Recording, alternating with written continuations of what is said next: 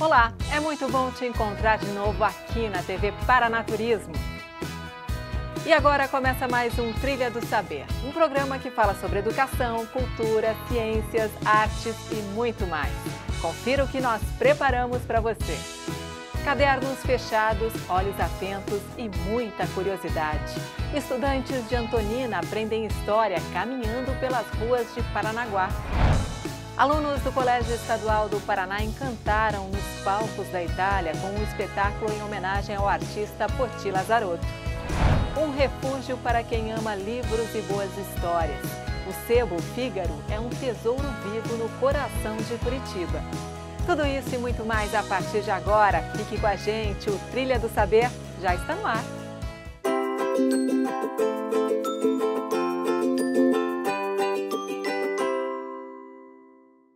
Nada de sala de aula, caderno ou quadro. Estudantes de Antonina tiveram um dia diferente, cheio de descobertas e aprendizado fora da escola. Eles foram até Paranaguá, o município mais antigo do Paraná, para conhecer de pertinho o Centro Histórico e o Museu de Arqueologia e Etnologia da Universidade Federal do Paraná. Uma experiência que mostrou na prática que aprender fora da sala de aula é muito enriquecedor.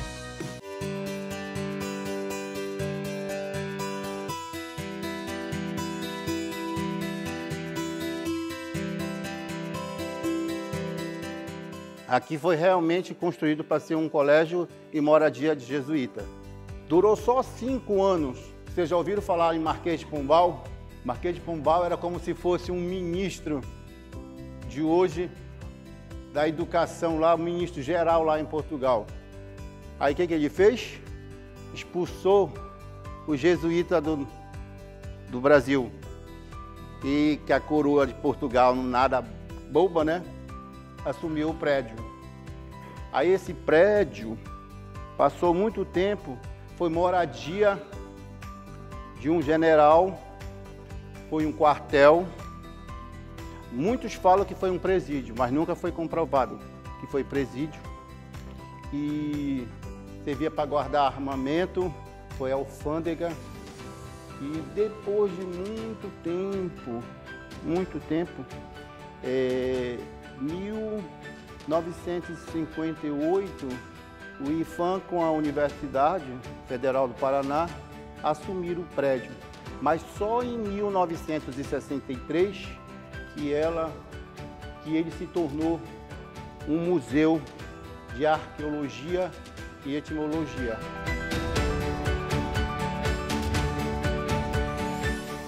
Mais uma vez, nossa equipe acompanhou as ações do Partiu Museu, um programa que visa oportunizar e incentivar a visitação a espaços culturais pelos estudantes da rede pública estadual, ampliando seu repertório artístico, histórico e cultural.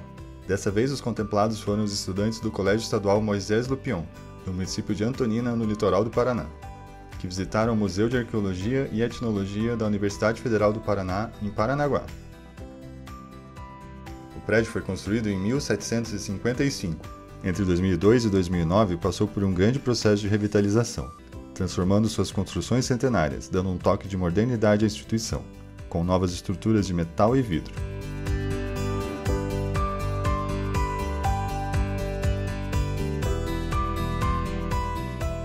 Suas exposições atuais falam sobre a cultura e a tradição indígena, as formações de sambaquis e a folia do divino, que é parte da cultura caiçara do litoral, entre muitos outros temas. Quando vocês adoecem, o que o pai de vocês faz? Leva vocês num posto de saúde. Então, lá na etnia deles, lá na tribo deles, e no Alto Xingu, eles adoecem. Quando eles adoecem, para eles, a doença para eles é uma coisa maligna, é um espírito que entra no corpo deles. Aí eles chamam os dois, que é o pajé, ou o xamã, e a curadeira dele, auxiliar como se fosse a enfermeira. Então, eles ficam na tribo durante o período que aquela pessoa está doente, e eles ficam fazendo rituais, vários rituais, e lá eles moram esse tempo lá, e eles recebem como pagamento, eles dão comida, fazem tudo para eles. No dia que o paciente, o indígena fica bom, eles fazem um ritual e queimam essa máscara. O nome dessa máscara é Atuaxuá. Eu conto a história relacionando com o presente e o passado tudo junto, que é e sai mais fácil de conversar com os jovens, né? Eu adoro trabalhar com cultura. A gente consegue relacionar o que a gente debate na teoria com um pouco da vivência na prática, né? Então, principalmente quando a gente fala de questões ligadas ao passado, até a pré-história, no caso de Sambaqui, isso parece uma coisa distante, né? Mas quando a gente tem a oportunidade de estar aqui, de estar em contato com a cidade, com a arquitetura, né, e com elementos da cultura, isso torna muito mais viva na memória deles o conhecimento, né? É completamente diferente. Eu acho que é muito melhor para os alunos interagir com as coisas do que assistir só, mesmo que sejam vídeos, né, instrucionais dentro da sala de aula. Acho que é muito mais interessante para eles ver de perto. Eu tinha aprendido já sobre a cultura caiçara e mais a parte do catolicismo, só que eu tive mais essa vivência e mais essa experiência junto com a experiência no museu. Mas eu tinha aprendido no colégio, mas não dado muita bola. Agora eu pude ver mais de perto, conhecer mais sobre a cultura.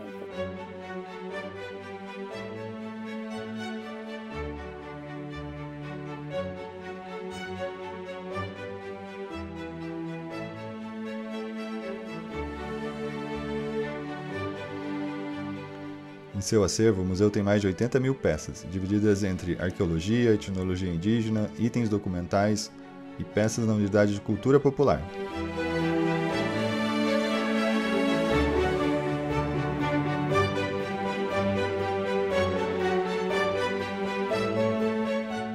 Foi uma experiência muito enriquecedora, visto que a gente pode trabalhar de maneira interdisciplinar com os estudantes os conhecimentos históricos das nossas cidades aqui do litoral do Paraná, né? Até para promover essa valorização do patrimônio histórico. Isso faz com que o aluno ele também tenha um olhar mais crítico para a realidade, né? Que ele tenha mais criticidade até na hora de escrever, de argumentar, para que ele entenda a importância dessas cidades e desse patrimônio histórico até para a nossa própria história de paranaenses, né? Eu não conhecia quase nada da história de Paranaguá. Na verdade, acho que a maioria não conhecia a história de Paranaguá. Eu acho muito importante, porque é pertencente da nossa cultura. Nós somos paranaenses, eu acho importante a gente estar conhecendo a cidade-mãe do Paraná.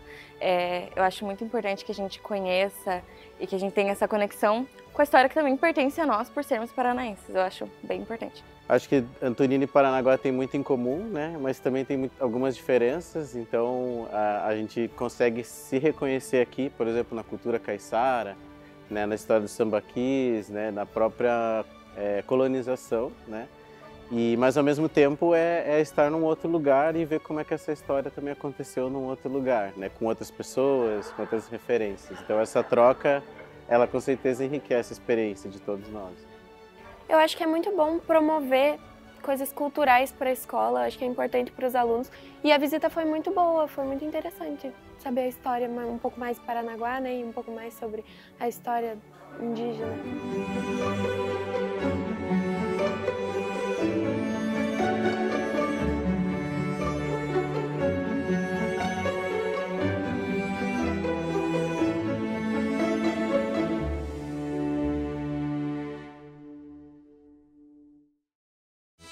São atividades como essa que marcam a vida dos estudantes. O talento de 18 paranaenses cruzou o oceano. O grupo de dança contemporânea do Colégio Estadual do Paraná, o Dancep, levou aos palcos da Itália o espetáculo Porti, uma homenagem ao artista Porti Lazarotto, que aliás também foi aluno do colégio. A apresentação celebra o centenário do artista e a nossa equipe acompanhou uma das sessões no Teatro Guaíra, em Curitiba. Confira. O grupo de dança contemporânea do Colégio Estadual do Paraná levou aos palcos do Guairinha, em Curitiba, o espetáculo Porti, inspirado nos desenhos, gravuras, ilustrações, capas de livros e murais de Porti Lazarotto, artista visual curitibano que foi aluno do Colégio Estadual do Paraná. Então, trazer Porti pela dança, para a gente é esse exercício de se inspirar em pessoas que passaram por esse colégio e nos trouxeram a arte para olhar o mundo. Era um sentimento, assim, tanto de felicidade quanto uma questão de gratidão também. Da gente saber que uma figura tão importante para nossa cidade, para o nosso estado, que é um nome muito importante lá fora também, teve uma rotina que eu também tenho, né? Alguém tão importante passou pelo ensino público assim como nós. É muito especial, sabe? É muito legal porque isso me dá uma expectativa maior de futuro, sabe? Isso me mostra que em algum momento eu posso chegar e ser um artista tão incrível quanto ele. O título do espetáculo, Porti, brinca com o nome do artista, Poti Lazarotto, e também traduz um pouco a expressão da obra do artista. E uma questão que pra gente foi bem bacana foi ver que Poti, ele fez a sua obra para a humanidade. Ele traz a pessoa comum em seus retratos, em suas ilustrações, em seus painéis. Durante o processo, a gente foi estimulando os nossos estudantes a beberem da obra dele. Cada estudante ele foi escolhendo as suas obras de inspiração.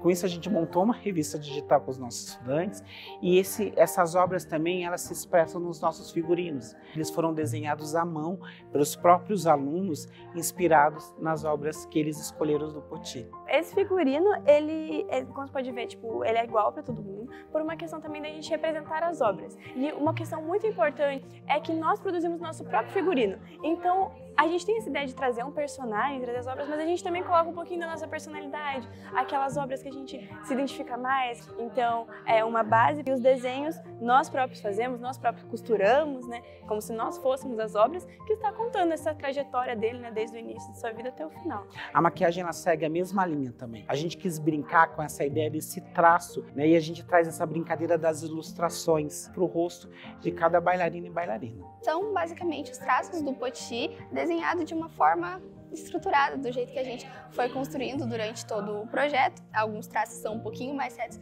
que retrata esse traço do Poti mesmo. 18 estudantes puderam viver uma experiência única, representar o DANCEP e levar o espetáculo para ser apresentado na terra natal dos pais de Poti Lazarotto, a Itália. A gente teve a oportunidade de dançar em Montecatino Terme, num teatro lindíssimo, no início do século XIX, que é incrível. A gente teve a oportunidade de dançar na Embaixada da Santa Sé, por embaixador. A gente teve a oportunidade de conhecer uma escola de dança italiana, que é uma referência mundial, e entender quais são os processos pedagógicos que eles desenvolvem. Então, essa experiência é muito legal. Quando a gente olha esses estudantes saindo do Brasil, essa experiência, e você vê toda a dedicação deles, quando você volta, eles voltam completamente transformados. Não, é uma experiência assim, imensurável, né? O que a gente fala é que é muito importante pra gente porque é uma oportunidade que eu sei que eu e muitos dos meus colegas não teríamos. Então foi uma preparação muito importante, um momento não só do cuidado com o nosso corpo e questão da dança, mas também do nosso psicológico, de entender que essa era uma oportunidade única na nossa vida, de estar ali vivendo aquilo, ensaiando todo dia, dando o nosso máximo e ver esse esforço sendo reconhecido lá fora, tudo que a gente viveu, toda a oportunidade, com certeza é uma experiência única que eu jamais vou esquecer. Foi transformador, assim, ver o quão grande o mundo é, assim, ver as diferenças de técnicas entre os nossos bailarinos, ver essas diferenças de cultura, assim. Gostei muito das apresentações, do momento que a gente interagia com os outros bailarinos, que podia conversar com ele, a gente encontrou bailarinos que também eram brasileiros, que estavam lá na Itália, e a gente podia trocar nossas experiências, poder vivenciar tudo isso, foi incrível, assim. Magnífico, porque foi uma coisa que eu não imaginava que eu fosse fazer tão nova, sabe? E foi uma coisa que a educação pública me proporcionou, então foi muito especial mesmo. Hoje nós trabalhamos com mais de 500 estudantes que vivenciam dança e que eles levassem essa ideia de que dança, que arte, protege de fato. Às vezes a gente passa pelas obras do Poti, espalhada por Curitiba, e a gente não para analisar a dimensão. A gente tem perdido esse lugar da contemplação, né, do contato, do silêncio entre você e uma obra de arte. Então a gente tem primado por isso também. Colocar as pessoas para sair do celular nesses 50 minutos de obra e ficarem com a gente e dar esse espaço para respirar a arte, a vida e a poesia também. Que linda homenagem! Poti ficou conhecido pelas ilustrações nos painéis e murais de Curitiba. Depois, claro, ganhou o mundo. Alemanha, Portugal, França e aí vai. Agora eu quero falar com você que ama livros, com você que não abre mão do cheirinho único que eles têm. No coração de Curitiba, o Sebo Fígaro é um lugar que fascina e encanta quem visita. Fundado em 1989, o espaço guarda milhares e milhares de livros, discos e relíquias que contam histórias que atravessam gerações. Mais do que uma loja, é um ponto de encontro da memória cultural da cidade. Vamos ver. Um sebo é um lugar mágico de passagem de acervos de uma geração para outra. Porque aqui você encontra tudo. Só não vendemos batatas. Mas se a batata tiver uma história, de repente, se essa batata foi o Paulo Leminski que pegou e guardou, a gente vende a batata, entende? Então tudo pode ser vendido, tudo tem o seu charme para ser vendido. É o reino dos colecionadores, dos historiadores, e é isso que faz a nossa diferença. Nós não vendemos apenas livros velhos, a gente procura histórias que acompanham os livros. O sebo é para você vir e garimpar. Você tem que vir aqui como se fosse um Indiana Jones, procurar uma joia, e você vai achar.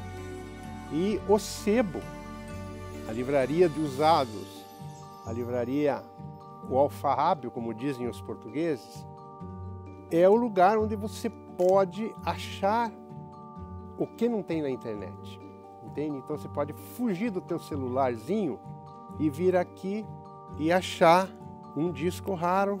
Eu peguei o primeiro aqui, ó. O Oratório de Natal de Bach, uma música maravilhosa.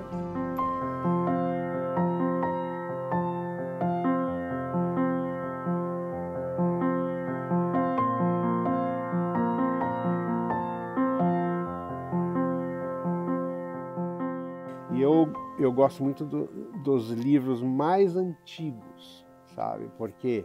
Porque os livros têm uma história, né? E eu gosto de livros com história.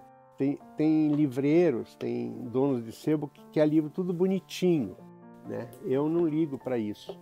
Eu gosto de livros antigos. Por quê? Porque eles têm uma história. Dentro do livro você encontra uma assinatura de um cara que tem, ó, olha aqui, ó. Um ex-libris, quer dizer, esse livro é meu, Saboia de Medeiros, estante tal, prateleira tal. Não. Esse livro, O Espírito de Renan, foi de uma pessoa que isso aqui é de mais ou menos 1900 e tem uma história. Eu gosto de livros com história. Muitos livros têm anotações. Tem muitos livreiros, muitos donos de sebo que não gostam de livros com anotações. Eu adoro, porque tem o autor que escreveu, e daí tem uma segunda pessoa, às vezes uma terceira, uma quarta pessoa que leu e discordou, quer dizer, não concordou com o que o autor diz. Ele pode estar enriquecido também com uma assinatura do autor do livro. O Sebo Fígaro é o mais antigo em existência, todos os que existiam antes dele fecharam, e quando nós abrimos o sebo tinha uns 20. Eu e minha esposa Valéria tocamos a livraria Fígaro desde 1990. Normalmente as crianças e jovens, quando chegam aqui, eles chegam com um olhar muito puro, porque eles se deslumbram com o ambiente, com as cores, com a questão dos cheiros, dos aromas de livros, de discos antigos. E eu sinto a alegria deles aqui dentro. Nossa, quanta coisa! A gente ouve muito.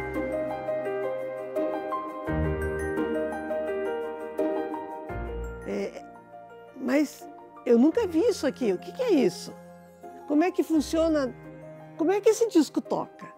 Levo ele até ali, ensino como é que toca, coloco o fone para eles, ficam muito felizes. Meu garçom, faça o favor de me trazer depressa uma boa média que não seja requentada. Vai perguntar se eu cheguei no lado, qual foi o resultado do futebol.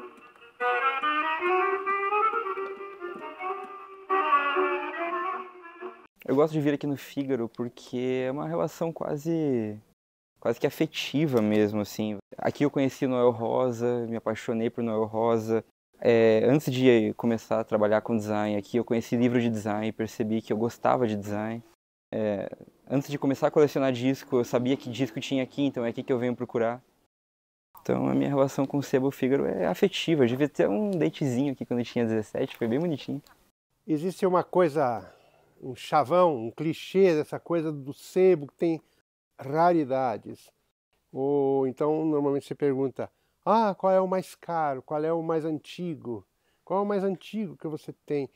Aqui tudo é antigo, entende? E a questão de valor é tudo muito relativo. Os livros mais caros são geralmente os livros procurados por colecionadores, primeiras edições, e que não são mesmo fáceis de encontrar. O que nós temos aqui, que nós gostamos de vender, são as coisas raras, mas baratas. As coisas raras, mas que você não conhece, por isso são raras. Vou falar uma coisa. Por exemplo, vamos falar de histórias em quadrinho, gibi, né?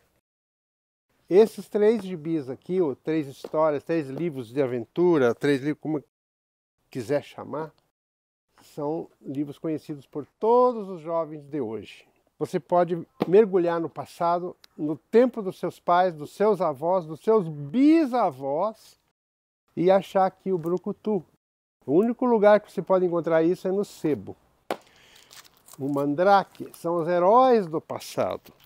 O gru, isso aqui já é um pouquinho mais recente, mas a Luluzinha é do meu tempo de criança. Eu tinha a Luluzinha, que era das meninas, e tinha o Bolinha, que era dos piás. O Bolinha era um chato de galochas. E mais antigos ainda, o Tico-Tico. Esse foi o primeiro gibi brasileiro. Então isso é uma raridade. De forma de preservar a memória mesmo, assim, você pode preservar uma edição antiga que mudou algo específico, uma capa, trazendo para design, né, que tem Meu Mundo, uma capa que não tem mais. Então, preservação da memória nacional e internacional de literatura, assim, sabe? Eu acredito que o sebo deve ser um lugar íntimo, onde você entre, se sinta bem, que a pessoa chegue lá e encontre e seja feliz dentro do sebo.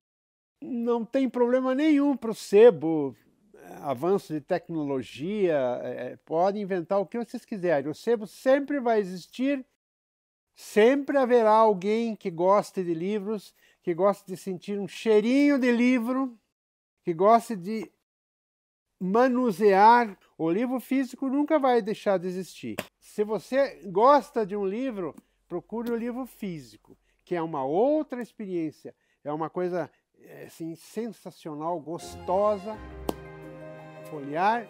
E depois tem outra, guarde o livro na estante, porque amanhã ou depois, se quer ler de novo, está lá. Faça a sua biblioteca, cultive os livros e tenha a sua... porque não se acha tudo na internet.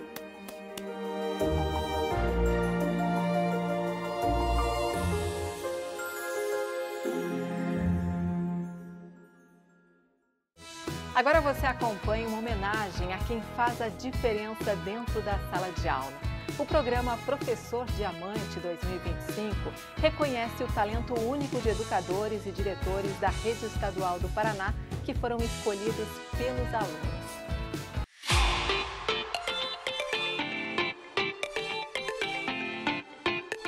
Brilho, emoção e reconhecimento.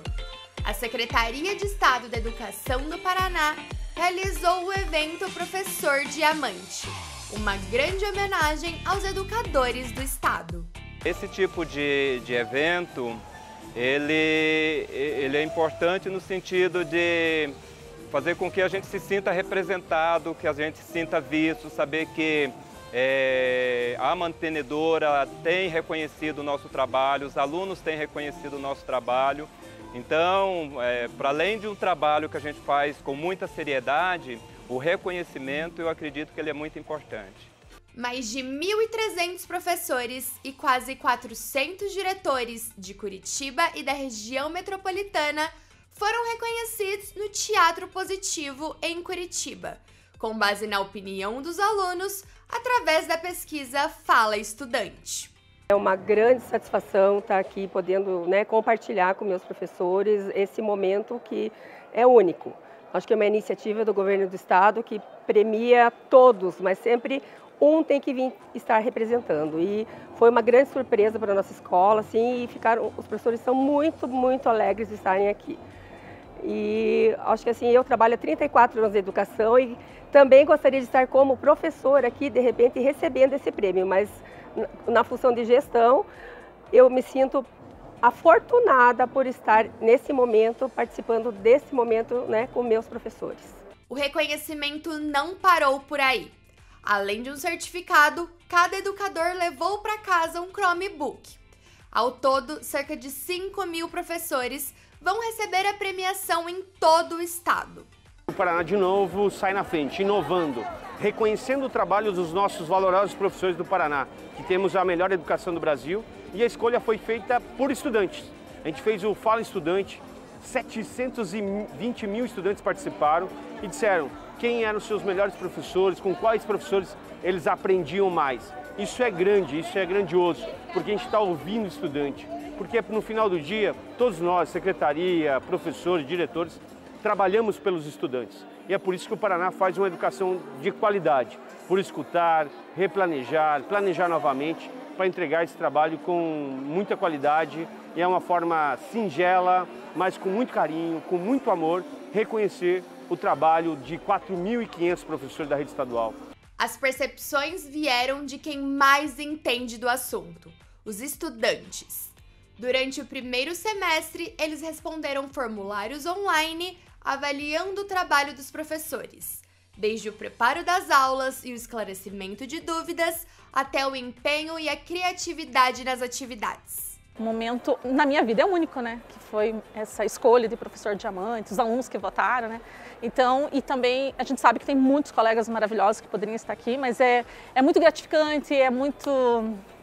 não sei, deixa a gente muito feliz, muito, tipo assim, um reconhecimento, de repente, do trabalho que a gente desenvolve, né? Em sala de aula, ali com os alunos, é um momento muito feliz da carreira, assim. Eu estou muito grata de estar aqui.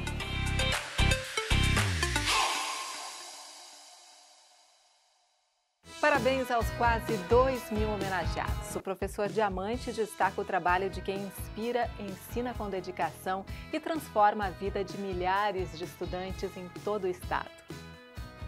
Esse foi o nosso programa de hoje. Você pode rever este e outros programas através do QR Code que está aí na sua tela. Lembrando que o Trilha do Saber é produzido pelo Núcleo de Comunicação Setorial da Secretaria da Educação do Paraná.